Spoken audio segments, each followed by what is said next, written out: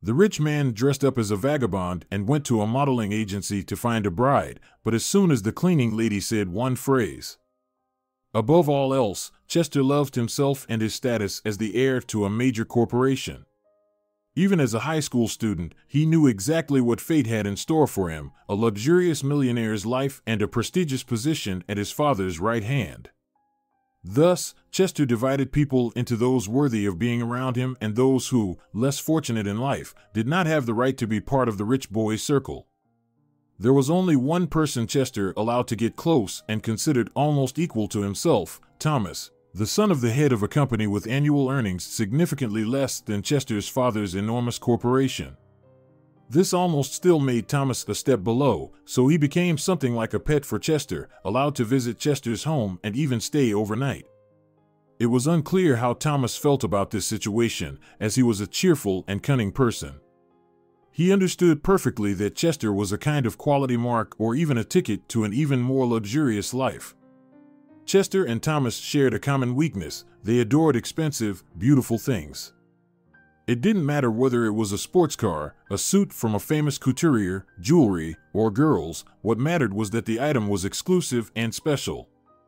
Therefore, Chester and Thomas made it their duty to see and acquire the newest and most luxurious items first. They even chose their girlfriends like expensive horses, only the most beautiful, elegant, and dazzlingly luxurious. Hence, the two friends never missed events where they could meet beautiful girls. The latest fashion show was in full swing. Models in expensive attire floated down the runway, displaying their superiority over the grounded people below, who greedily devoured them with their eyes. And indeed, there was a lot to see. The girls were of extraordinary beauty and grace, as if carved from stone by great masters. They were perfect. Chester and Thomas watched the models spellbound, pointing at one or another. "That's it. I want a wife like her," Chester said, pointing to a beautiful girl in a lace negligee who was gliding by on very high heels, as if he were talking about some expensive item.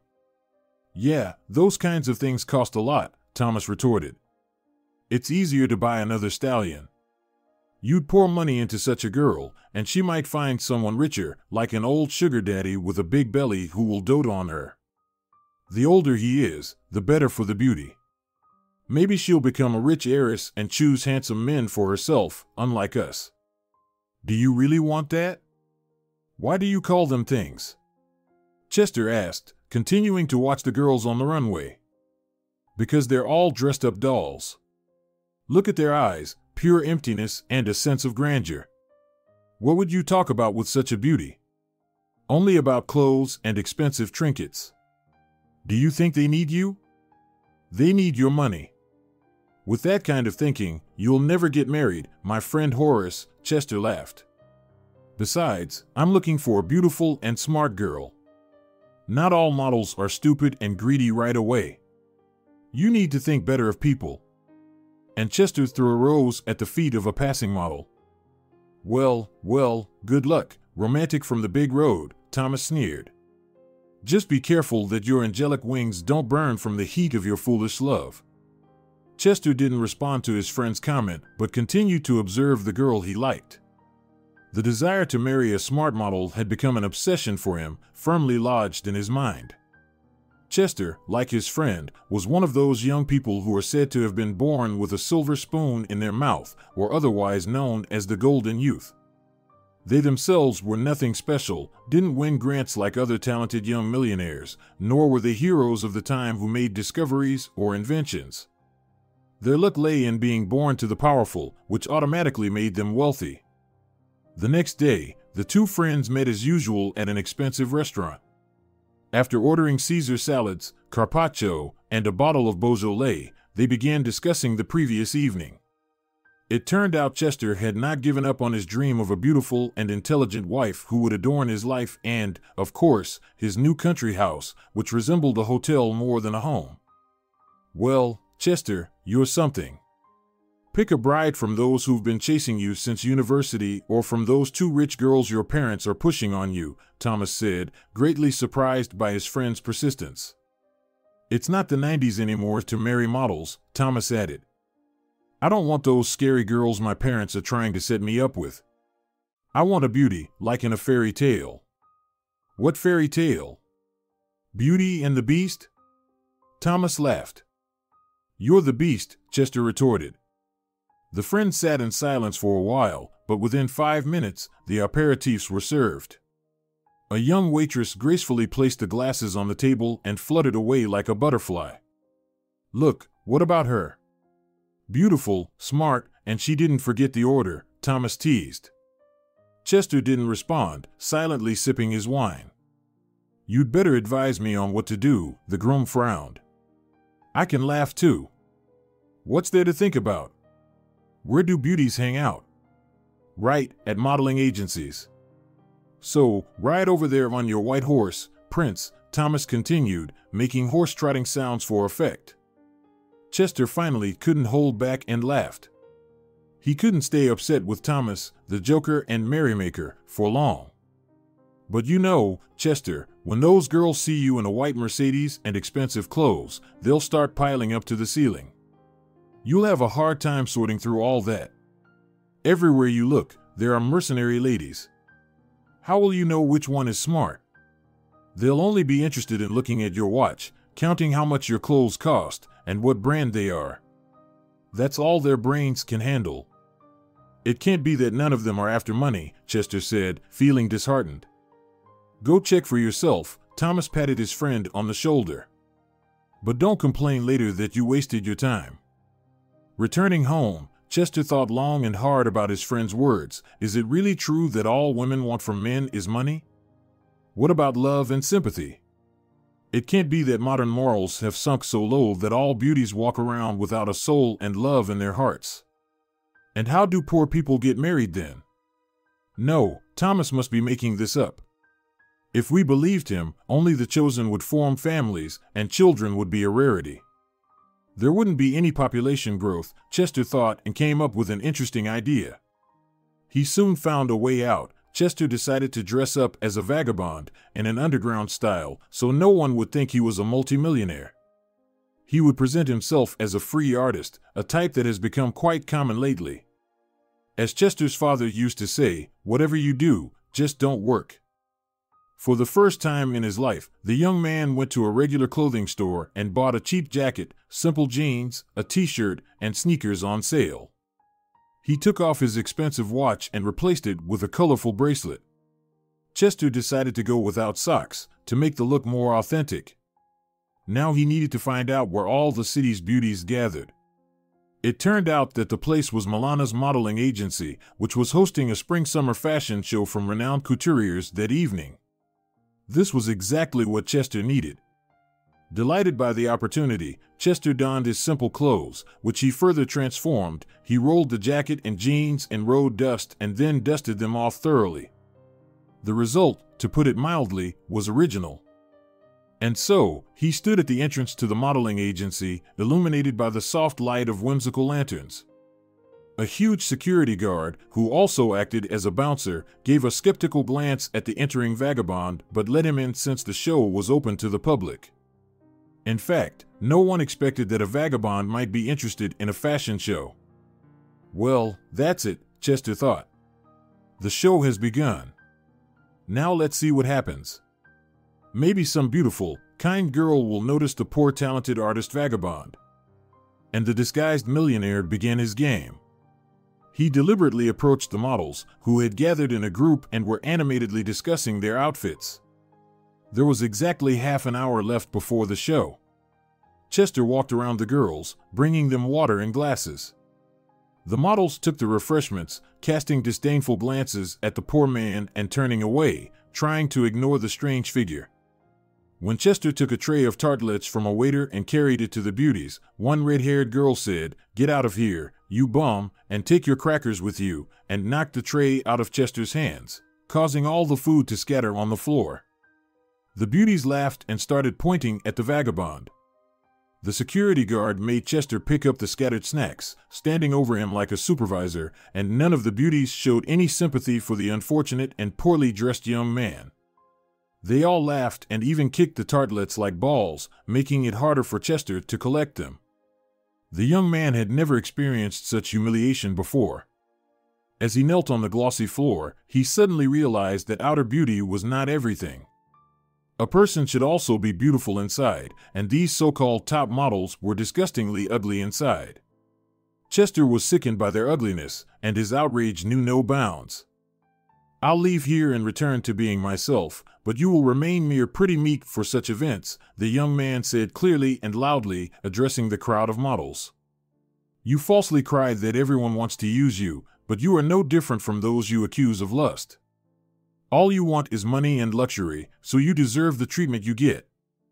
Chester turned away from the indignant models and continued his work. Suddenly, someone's small hands also began to gather the scattered tartlets and put them into the trash can. The young man looked over. He was helped by a pretty girl with a luxurious light brown braid, so long that it touched the floor. Chester had never seen such a marvel. He was used to all his acquaintances having dyed hair, always styled in intricate ways by expensive stylists. Now, before him, was a girl crouching on the floor, skillfully collecting the last crumbs. Some strands had fallen out of the braid and curled naturally. Chester was charmed by this sweet naturalness, and his anger seemed to dissipate on its own. "Thank you for your help," the young man said to his volunteer helper. "You made it much faster." "Oh, it's nothing," the stranger replied, brushing a curl from her face. "This is actually my job. I work here as a cleaner, though they call me a cleaning manager," the girl laughed, revealing small dimples on her cheeks. Chester felt as if he had known her for a long time. Her naturalness, kindness, and inner beauty were magnetic, and she was quite charming and not as overly thin and tall as the models present, who now seemed to Chester like soulless mannequins. "What's your name?" The millionaire was curious to learn more about his helper. "Marilyn," she said, her cheeks flushing pink. Wow, Chester thought. Someone can still blush in this world. It was strange, but this flushed girl with disheveled hair, looking amusing in her denim work overalls with thick straps, really appealed to the well-off young man accustomed to meticulously groomed women. Marilyn attracted him with her radiant smile and bright, genuine eyes. But then his thoughts were interrupted by the rough hand of the security guard, who had already been complained about by the models. He grabbed Chester by the collar and, like a misbehaving puppy, dragged him towards the exit. The guard had previously worked as a debt collector and knew how to extract money from people, so Chester had no chance of escaping his strong, muscular grip. "Let him go, please, he's not to blame." The girls provoked him and pushed him, and that's why he said what he thought about them. The cleaner ran after the guard, pleading not to hurt Chester. Compared to the burly man, Chester seemed fragile. "All right, live," the guard said, releasing Chester's jacket. "Marilyn is a good girl, thank her." "Thank you, Todd," Marilyn said quietly, and the guard left. The girl helped Chester adjust his jacket and returned the phone that had fallen from his pocket. "Mom." A beautiful, curly-haired boy of about 5 years old ran up to Marilyn. "Jason, I told you to stay in my storeroom. There are strangers walking around here, and you're underfoot, getting in the way." Marilyn was annoyed with the little one, who suddenly stood rooted to the spot, staring at Chester. "This is my son," Marilyn said, answering Chester's unspoken question. "I have no one else to leave him with in the evenings, so I bring him to work with me as long as the owners allow it. He's not a problem, he's a good boy, just a bit clumsy and slightly disobedient. Isn't that right, Jason?" "And where is his father?" Chester asked with interest. "He has no father and never had one, he's only my son," Marilyn replied sharply, and Chester understood that this topic was closed. Marilyn and Jason escorted Chester to the exit, and he found himself outside. It was a warm evening, but Chester didn't want to go home. Only after 5 minutes did he remember that he hadn't taken Marilyn's phone number, and he didn't want to go back into that den of snakes. Chester wasn't going to lose such a woman, so he decided to keep up his role as a vagabond until the end. He would have time to reveal that he was a wealthy man later. Therefore, after paying a huge amount for a delicious dinner and astonishing the waiter with his contrasting appearance and significant means, Chester settled on the restaurant terrace near the model agency's back exit and waited for his new acquaintance. An hour later, Marilyn and her son came out of Milana's and headed toward the bus stop. The boy bounced along, holding an old teddy bear, while his young mother unsuccessfully tried to hold his hand. Chester approached them and waved. "It's that uncle," the little boy shouted and ran toward Chester. The child looked at him trustingly and smiled. "Look, this is Mommy's bear. It has buttons for eyes. Mommy played with it when she was little, and now I'm friends with it," the little boy said, holding out to Chester his most precious possession, an English teddy bear named Michael with mother-of-pearl buttons for eyes. "What's your name?" Chester asked the boy, taking the toy in his hands. "What an old bear you have." "My name is Jason, and the bear's name is Michael," the boy replied. "Well, I'm Chester." "Nice to meet you," the young man said, extending his hand to the boy. Jason happily raised his small hand for a handshake, pleased to greet Chester like a grown-up. Chester didn't forget to shake hands with the bear too. "Where are you heading?" he asked Marilyn. "We're going to the bus stop. It's getting late, and Jason should be in bed by now," she replied. "Let me walk you there." Without waiting for a reply, Chester began walking alongside them. Marilyn agreed, and the three of them walked together. The bus stop was not far, but Chester wanted to spend more time with them. He wanted to take Marilyn and Jason home in comfort in his car, but he feared startling her with the sudden transformation from a vagabond artist to a millionaire, so he continued the charade. "How is it that you two are living alone?" the young man asked directly. "It's an old story. My boyfriend left me as soon as he found out I was pregnant, went abroad, or rather, ran away," she answered candidly. "I'm from an orphanage, so there's no one to help me. And so, it's just me and my little boy in this world. During the day, he's at kindergarten, and I work as a secretary at a company. It's easier that way, and in the evening, I pick him up, and we come here to tidy up the agency. He's restless, but so far, the agency owner tolerates us." Chester thought about it. He had never known what poverty was, but today he had to face the reality, and he didn't like it. "Well, Dad, thanks for giving me all the opportunities in the world," Chester thought. "How lucky I am." He looked at the little boy hugging his mother's old toy with sympathy. It started to rain, and Jason began to whimper. He was worried that his plush friend Michael would get wet and fall ill. Chester then set aside his concerns and called a taxi for Marilyn and the child. She protested, saying it was too expensive, but Chester ushered them into the arriving car. He told them he would see them again, paid in advance, and instructed the driver to be careful.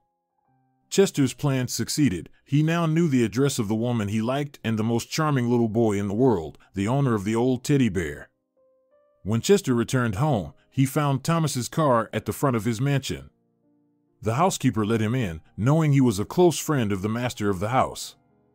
The guest was surprised to see Chester enter the living room in his shabby clothes. "What's this masquerade?" Thomas laughed. "Did you rob a second-hand store or attend a bum fashion show under the slogan, 'I'm Mom's Mop'?" The loud laughter attracted the attention of the elderly housekeeper, who came into the room with a cup of coffee for the guest. Seeing Chester in such attire, the woman was so shocked that she dropped the silver tray from her hands, and the hand-painted Chinese porcelain cup shattered into pieces. With lamentations and apologies, she left to fetch a broom and dustpan. "Well, you've upset the old lady," Thomas continued, laughing so hard that tears sprang from his eyes. "Just don't show yourself like this to your mom, or you might end up an orphan. You're something." Chester frowned. The thought crossed his mind that not long ago, he would have laughed at someone else in the same situation, but now he found no humor in it. "Oh, stop laughing like a goose," Chester snapped.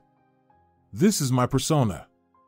I deliberately pretended to be a poor guy so that people would love me for who I am, not for my money, you understand? Though, I guess you wouldn't. So, how did it go? Did any of the models fall for such a fabulous bait?" asked the intrigued friend. "That's just it, none of them did. Only the janitor felt sorry for me.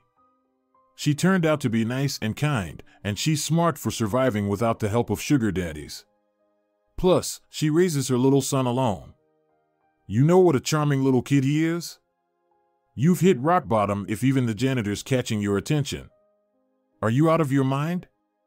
You're the heir to a multi-million-dollar fortune, practically the pride of entrepreneurship and business. What are you talking about? A janitor? No one was hitting on me. If anything, I put myself out there for friendship. You know, something clicked in my soul, maybe it's my conscience. And the boy, so direct and trusting, it just takes your breath away. And Marilyn is really wonderful. She works 2 jobs like a squirrel on a wheel. I admire people like that, and it doesn't matter if she's poor and grew up in an orphanage. My money is enough for 3 people. What's this? You're in love with the janitor? Thomas's eyes widened in disbelief. Are you drunk or something? Maybe someone slipped you a love potion. I don't know if it's love or sympathy or a mix of both, but I want to see her again, Chester said dreamily. I just feel this pull to be near her, to be her support and protector. She's so fragile and yet so strong. Have you admitted that you're shamelessly rich? Asked the surprised friend. Thomas couldn't believe that his discerning friend could fall in love so quickly, and not with the girl he had always dreamed of. No. I'm afraid Marilyn might misunderstand and think I was mocking her, Chester said, looking distressed. But keep this to yourself. Thomas promised to keep Chester's secret. I hope this one passes soon. It's true what they say, that there's no friendship in love. Chester had no idea that his longtime friend might envy him. At first, Thomas envied Chester's academic success. Chester was always held up as an example by Thomas's parents. The brilliant student's intellect was recognized by teachers, who sent him to various subject Olympiads, which infuriated Thomas, but he endured and tried not to show his envy. No one, except Chester himself, knew about the album of hatred, where all their joint photos were hopelessly ruined. Chester's face was either stabbed with needles or defaced with a black marker. Then Thomas made an unpleasant discovery. Chester's father was many times wealthier than his own father, whom Thomas had considered almost a ruler of the world. But the harsh reality hit Thomas's youthful mind hard, and he not only began to envy Chester, but also to harbor a slight resentment towards him. Who likes the object of their envy? And now, with Chester having found his love, the worm of envy had completely consumed Thomas, eroding their friendship. Thomas thought about how to subtly get back at the love-struck rich guy, who had the world at his feet, and now even love had turned its beautiful face towards him. The opportunity for revenge presented itself the next day. Thomas encountered Chester's father at his family restaurant. Chester's father often stopped by during lunch, so a private table was always reserved for him, away from prying eyes. "It's a pleasure to see you," Thomas fawned over Chester's father. "How are you? Why is your son not with you today?" "Hello, Thomas," the gray-haired, lean man in a sharp, expensive 3-piece suit shook the young man's outstretched hand. "Chester is still in business negotiations with partners, but I came to see you." "What happened?" Thomas was surprised by this turn of events. "Well, you know, my son has been acting strange lately. My wife and I noticed that he seems distracted, like he doesn't care about anything. Has he started messing around with forbidden substances or gambling big and losing?" "Just tell me the truth, or I can't vouch for myself," Gerald said sternly. "Nothing like that," Thomas waved his hand. "He's just in love recently, that's all." "Oh, thank God. And with whom, pray tell? Has he fallen for some brainless model again?" Chester's father asked. "You're aiming too low," Thomas said with a smirk. "He's in love with the janitor, where these models hang out. I tried to talk him out of it in every possible way, but he wouldn't listen. The fact that she has a little boy doesn't even bother him. And she's not married and never has been." "A janitor?" Gerald exclaimed loudly, causing everyone to look around. "What do you mean, a child? Is it his? Be honest." "No, calm down. It's her child. I'm telling you, she's never been married, so she's raising the child on her own." And she's an orphan. Thomas enjoyed watching Chester's father suffer from the news. Finally, it seemed like the tables were turning. The news shocked Gerald so much that he forgot why he had come. Bewildered, he thanked Thomas for the information, which was essentially a betrayal, and left in a distressed state. At the family mansion, Chester's mother was busy with household tasks, frequently instructing the servants. When Gerald entered the hall, his wife had already set the dinner table on the large white table. She was a good homemaker and knew that the evening for her husband, who managed such a large business, should be calm and comfortable, and their home a quiet haven where a tired person could relax and enjoy the peace. But this time, she noticed that Gerald was not himself. His face was tense, and he was very nervous, even yelling at the gardener he met on the way home. She had only seen him like this once before, when their stocks suddenly began to fall rapidly, but Gerald and his team managed to stabilize the situation, and the wealthy did not go bankrupt. Now, seeing her beloved husband holding back anger that was bubbling up inside him, Kristen was genuinely scared. "Darling, what's wrong with you? Do you have problems?" his wife asked cautiously. "No, Kristen, it's not me, it's us," the man growled, shaking his gray hair. What could a woman think when hearing such an answer from her own husband? In the mind of a housewife who had dedicated her entire life to her family, pushing her career as an archaeologist to the darkest corner, many thoughts immediately came to mind. One of them was a looming divorce, especially at her husband's request. "Are you leaving me, Gerald? Found someone younger, have you? Am I not needed anymore?" Kristen said, pulling her head into her shoulders. "Of course, everyone's getting divorced, picking up younger wives. And you're the only one left with an old wife." Kristen raised her voice. "Calm down," Gerald said more calmly, realizing what was going through his wife's head. "I didn't express myself correctly.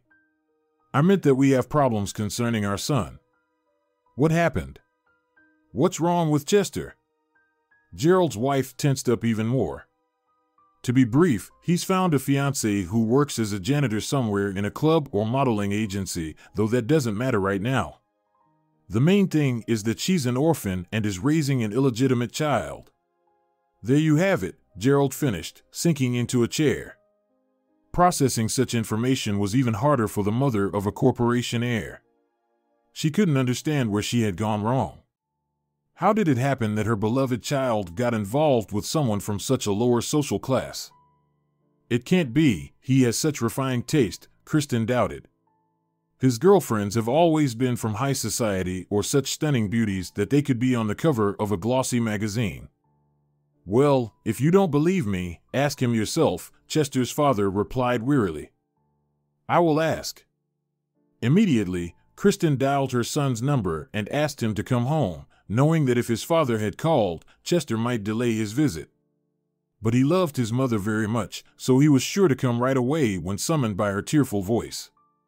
When Chester arrived home, no one greeted him as usual. He found his parents in the living room. His father was standing by the fireplace, and his mother was sitting in a chair with her head bandaged, taking drops. Seeing her son, she stood up and collapsed back into the chair. It was clear that she had been crying. "Boy, what do you think you're doing?" roared his father. "Today I heard news that seems to have made me age even more. It turns out you're involved with some poor girl, a street urchin. Thomas told me everything, so don't try to dodge it. And she has some child who knows who's the father. Don't you have enough girls from your own circle? Any one of them would be eager to be with you." "Don't yell at me," Chester replied calmly. "She's not a loose girl or a street urchin, as you say. She's a very nice 5-year-old boy. The boy's father left her when he found out she was pregnant. Not everyone is as honest as you, Dad. And such things happen all the time. But the girls from our circle, they're the ones who sell themselves for money. You know, money can run out, and then such a beauty will just move on to the next wealthy guy. I don't want such fickle girls. Marilyn doesn't know who I am or how much money I have. She thinks I'm a poor artist, so she's not interested in money and earns it herself. Unfortunately, she's also not interested in me, but I hope that's only for now. So don't jump to conclusions, no one is married yet. I didn't raise you to give yourself to the first person who comes along, his tearful mother interjected. You're my son, and I will not accept this girl with her child, know that. She doesn't even know what I like, and you're already deciding not to let her into the house? Chester laughed. Let's have a granddaughter for you, and you'll be the first to come and help with her. And with that, he ran down the stairs laughing, slamming the door behind him. His mother was left sitting with her mouth agape in shock, clutching her chest with her hands, and looking in complete bewilderment at her husband. Which granddaughter was he talking about? Is that woman pregnant again? I'm going to go crazy, she asked in disbelief. The father had nothing to say. He sat and thought about what to do next. That evening, Chester met with Marilyn and Jason. They were walking in the park when a cheerful young man with a huge bundle of colorful balloons came rushing towards them. Wow! The little boy was amazed, and his eyes sparkled with happiness. Where did you get so many balloons? Did a clown give them to you? Wow, it was like a circus at my place today, Chester whispered to himself and said out loud to the boy. You guessed it. A clown named Thomas ran by here and asked me to take all the balloons because they were getting in his way, so I helped him. He also asked me to give you, Jason, cotton candy and a caramel apple on a stick.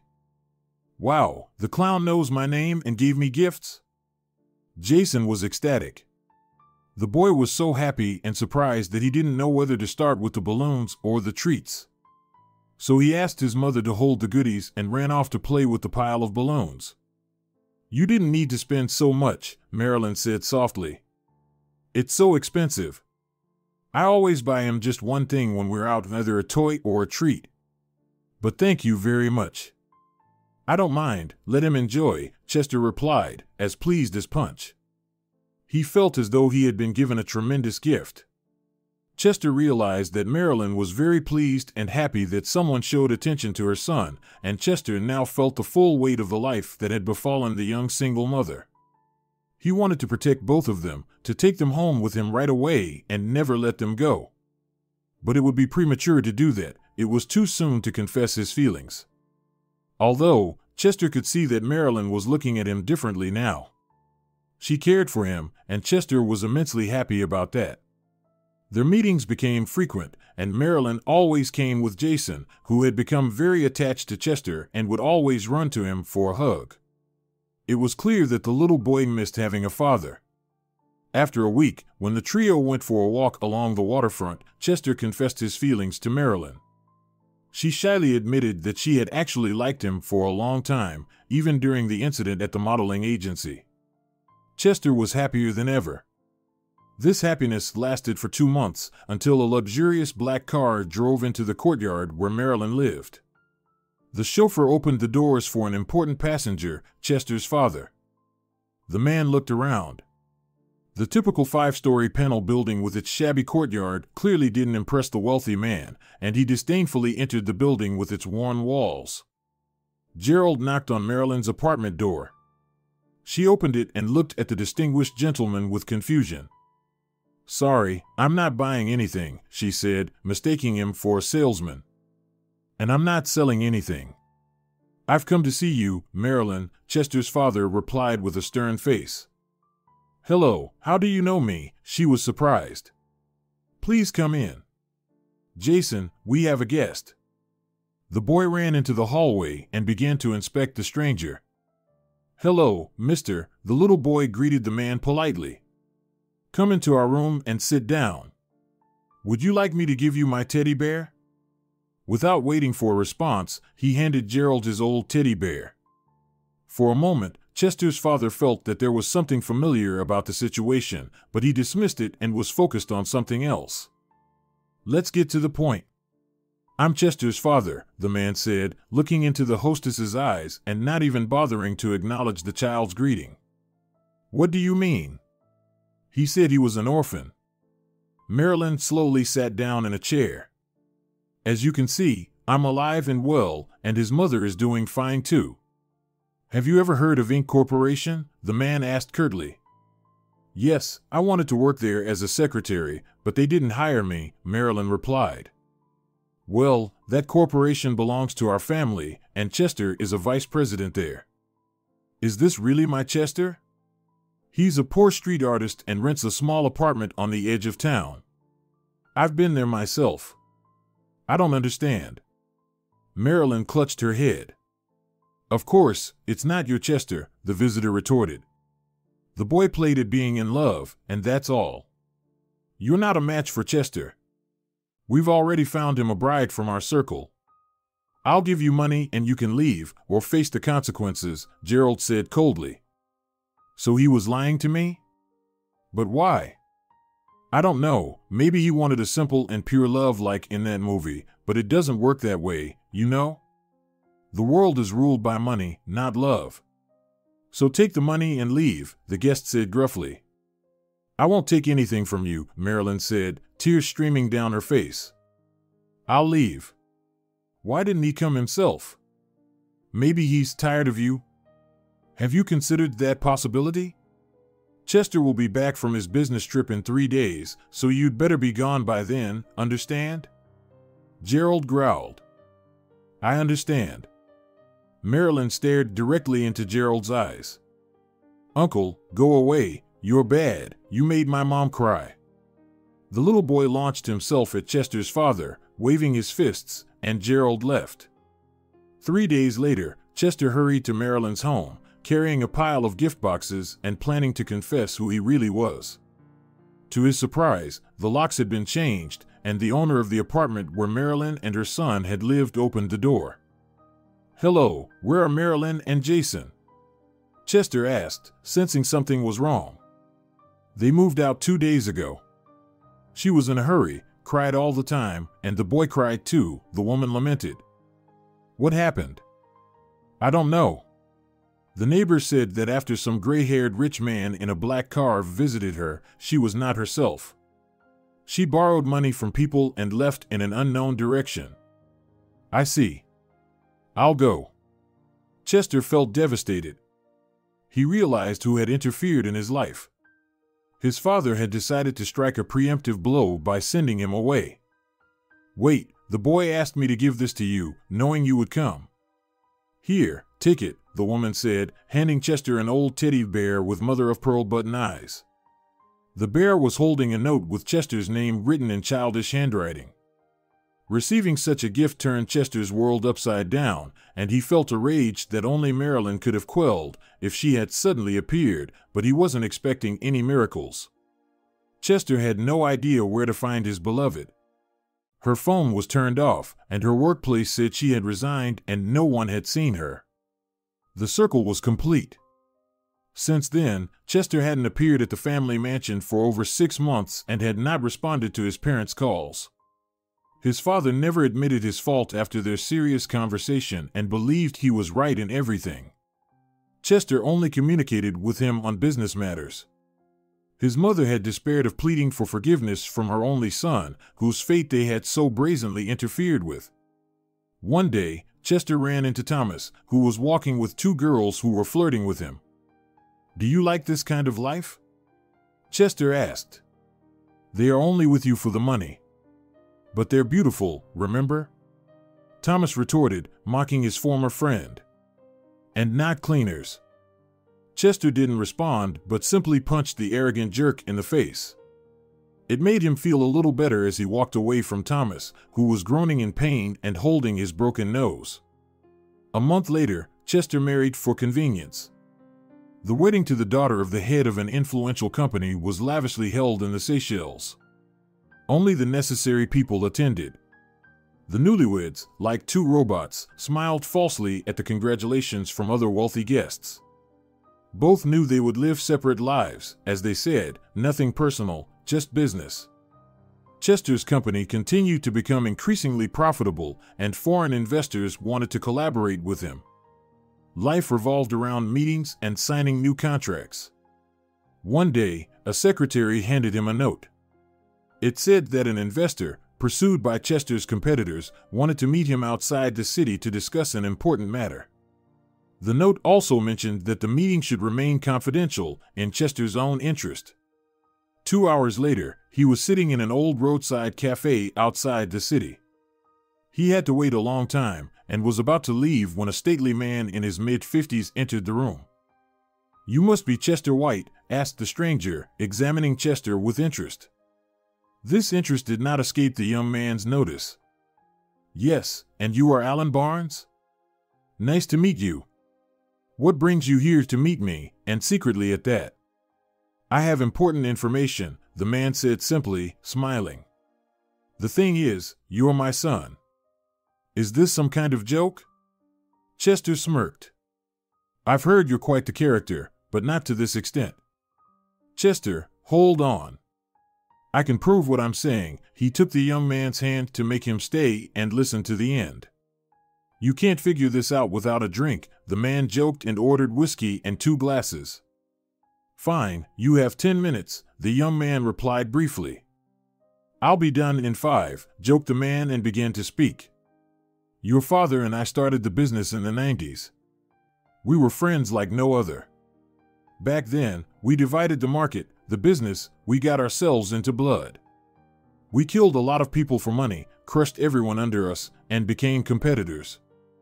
It got so bad that we started sending each other hitmen while we both had families and our children were born almost at the same time.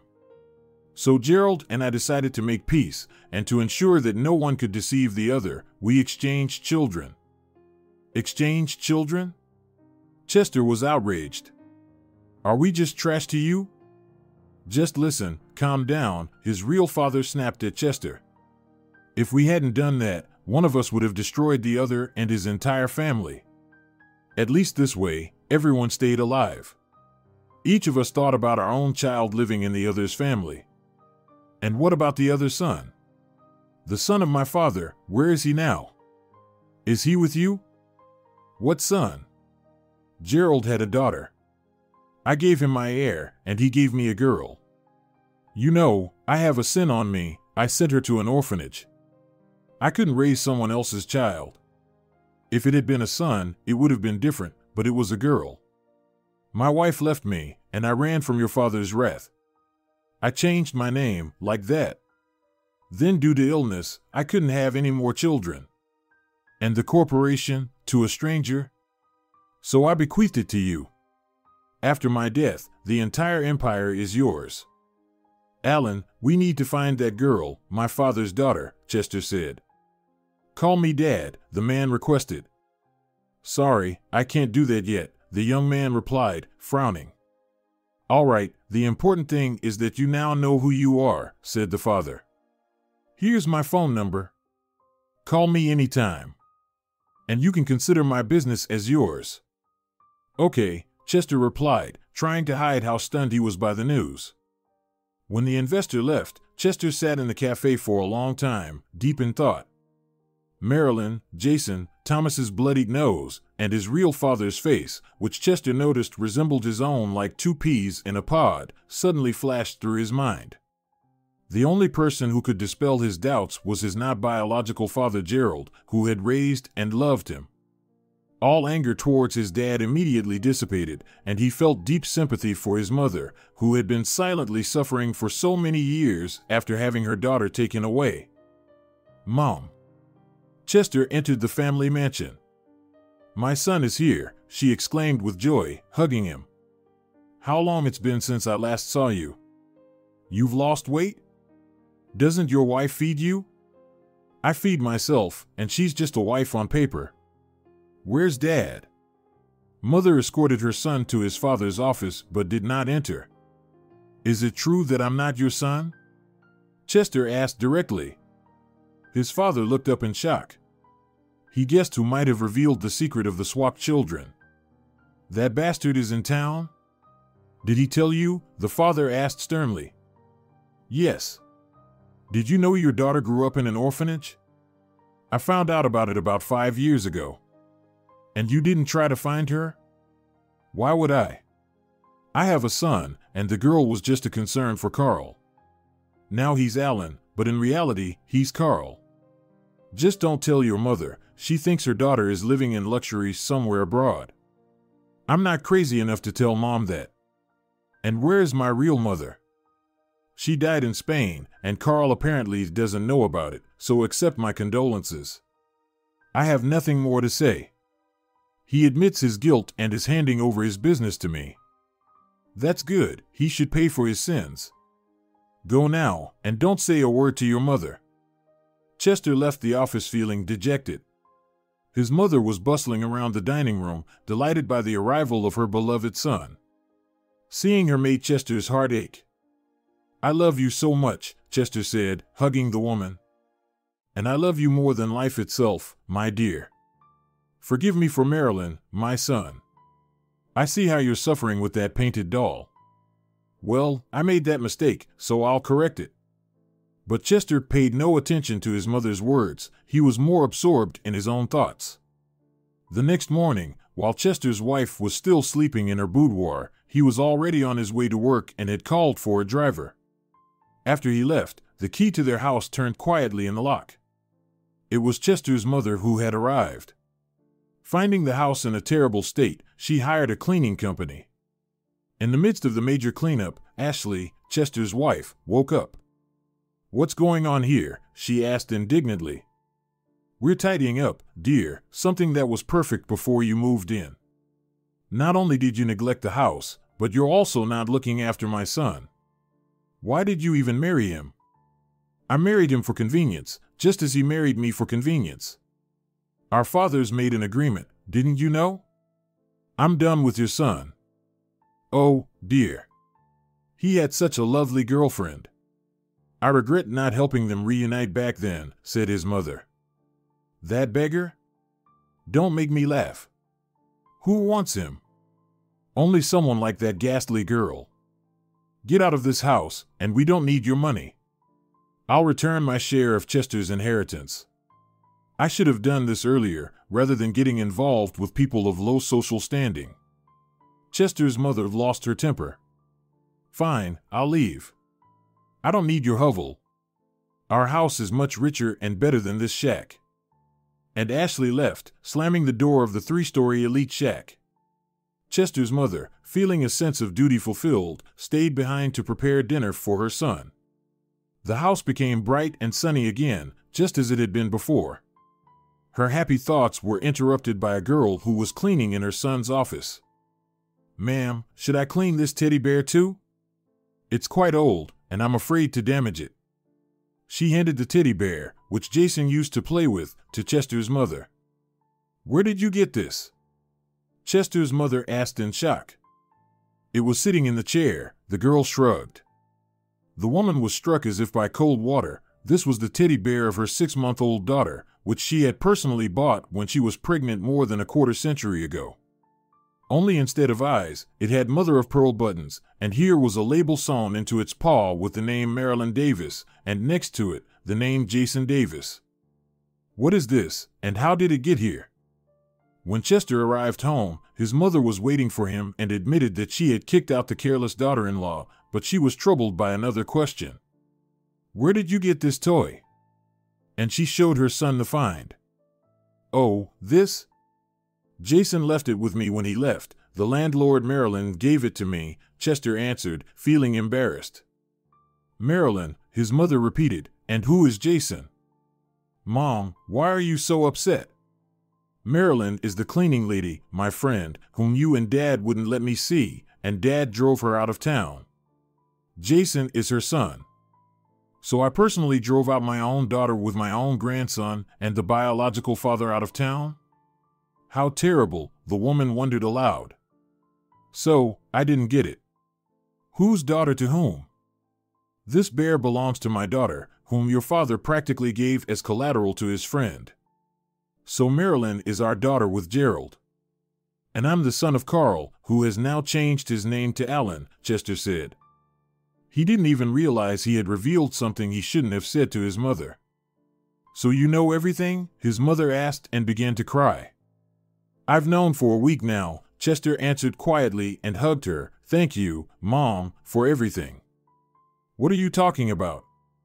You're my son, she replied, stroking Chester's head.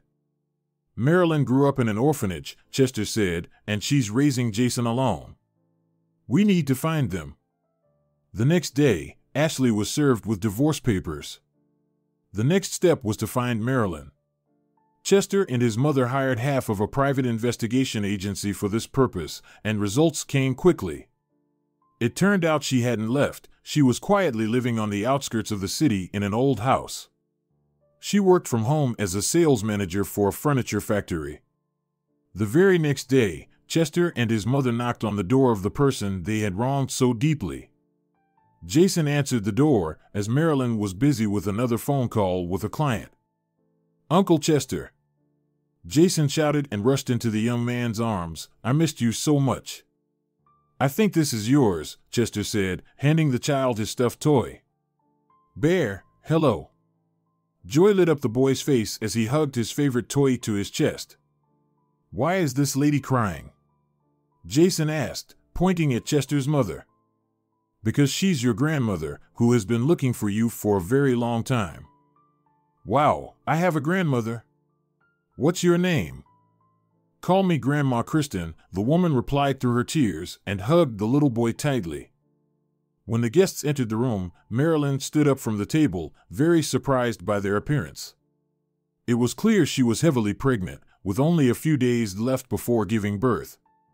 "Marilyn, forgive me, I searched for you for so long. And this is your mother, and she's also my mother, can you believe it? But don't worry, she's not my real mother, so the baby won't be affected. I understand this is our baby, isn't it?" And Chester gently hugged his beloved daughter, "and forgive me doubly. First, for giving you to strangers because of your father, and second, for not letting you and Chester live your life." Marilyn covered her face with her hands and cried. She was happy to have found both a fiancée and a mother in one day. Half an hour later, Chester's car was carrying the most valuable cargo in the world, his beloved family. In the morning, Ashley was informed of the event, and by then, she had already signed the divorce papers, with no turning back. "How dare he replace me with some girl?" Ashley raged. "You'll pay for this."